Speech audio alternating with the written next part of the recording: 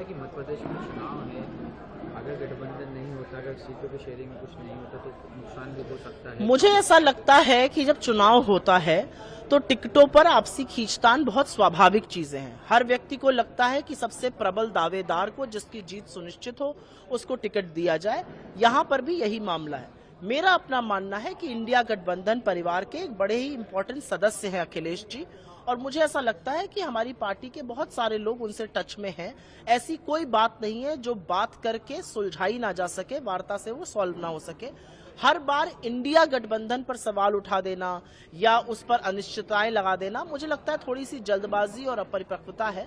ऐसा कोई भी बात नहीं है जिस पर हम बैठकर आपसी विवाद को सुलझा ना सके। ये मतभेद है, हमारे मनभेद नहीं है। तो मौका भी बनता पूरे देश के लिए। आपकी बात मैं कमलनाथ जी तक पहुंचा दूंगी। वो तो कह रहे हैं कि छोड़ो अखिलेश को। मैंने बोला ना, आपकी बात मैं पहुंचा दूंगी। मुझे ऐसा लगता है कि कई बार जो सवाल आते हैं वो कहीं पर इस बात की अवमानना कर देते हैं कि जो लोग डिसीजन ले रहे हैं, चाहे वो कमलनाथ जी हो, चाहे वो लीडरशिप हो मध्य प्रदेश की, चाहे वो कांग्रेस की लीडरशिप हो, ये सब लोगों का बड़ा निर्वाचित एक इतिहास रहा है। तो मुझे नहीं लगता कि उनको हमारी और आपकी राय की उतनी जरूरत है। मुझे लगता है उन्होंने कुछ सोचकर ही निर्णय लिया होगा और उस निर्णय को हम परिणाम देखेंगे। मैडम, जिसके बाद कई जगह विरोध भी हो रहे हैं, कुछ लोग पार्टी छोड़ के जा भी रहे हैं, कुछ लोग ऐसे हैं जो बीजेपी के कल तक जिलाध्यक्ष थे, उपाध्यक्ष थे, उन लोग को भी शामिल करके टिकट ही दे दिया गया। तो यही मैंने आपसे मैं कहना चाह रही थी, बहुत सारे ऐसे लोग हैं जो आ भी रहे हैं, जिसकी सबसे प्रबल दावेदारी रहेगी प्रचंड बहुमत से हमें सरकार बनानी है, सही काम करना है, डाका ना पड़े, इसलिए पूरी विश्वास है कि जनता जो है वो अपने मताधिकार के साथ जो अवमानना हुई थी उसका पूरा बदला लेगा।